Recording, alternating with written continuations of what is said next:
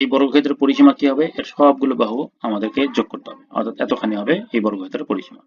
আবার একটা আয়তক্ষেত্র, এই আয়তক্ষেত্রের পরিসীমা কি হবে, এর সবগুলো বাহুকে নিয়ে এসে আমাদেরকে এক জায়গায় যোগ করলে এতটুকু। তার মানে বলা হচ্ছে এই বর্গক্ষেত্রের পরিসীমা একটা আয়তক্ষেত্রের পরিসীমার সমান। বলা হচ্ছে দৈর্ঘ্য প্রস্থের 3 গুণ, তাহলে প্রস্থকে 3 বার গুণ করলাম, দেখুন প্রস্থ, এই যে প্রস্থটা 1 2 3, প্রায় 3 গুণ। তো এইরকম যদি হয়, ক্ষেত্রফল 40 সেন্টিমিটার বর্গাকার পাথর দিয়ে বর্গক্ষেত্রটি বাঁধতে কতটি পাথর লাগে। তো বন্ধুরা, এখান থেকে আমরা কিভাবে এই প্রশ্নের সমাধান করব চলুন একটু দেখে নিই। প্রথমে আমাদেরকে এই আয়তক্ষেত্রের ক্ষেত্রফলটা কিন্তু দেওয়া আছে, এই আয়তক্ষেত্রের ক্ষেত্রফল ব্যবহার করে আমরা এর প্রস্থটা বের করব। প্রস্থ যদি জানতে পারি তাহলে প্রস্থ থেকে আমরা দৈর্ঘ্যটাও জানতে পারবো, অর্থাৎ আয়তক্ষেত্রের প্রস্থকে আমরা 3 দ্বারা গুণ করলে দৈর্ঘ্য পাবো, যেহেতু দৈর্ঘ্যটা প্রস্থের 3 গুণ।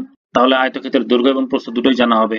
এই আয়তক্ষেত্রের দৈর্ঘ্য প্রস্থ জানার পরে আমরা কি করব, এই দৈর্ঘ্য এবং প্রস্থের হিসাব থেকে আমরা এর পরিসীমা বের করব। বর্গের পরিসীমা থেকে আমরা বর্গের বাহু বের করব। ঠিক এরকম বর্গের পরিসীমা যখন 4 ভাগে ভাগ হয়ে গেলে একটা বর্গ তৈরি করব। তাহলে বর্গের পরিসীমাকে 4 দ্বারা ভাগ করলে বর্গের বাহু পাবো।